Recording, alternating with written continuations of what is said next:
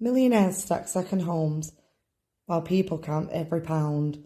One lives in abundance, one just hopes to stay around. Private schools call it charity, while kids fight for a seat.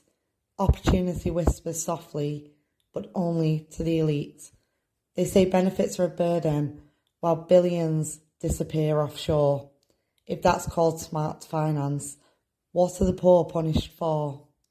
Lazy is the label for those trying to survive, while others inherit millions without working a day in their life. Council homes vanish slowly, luxury flats stay dark. Homes are built for profit, not for a place to start. Minimum wage keeps you breathing. Bonuses build empires high.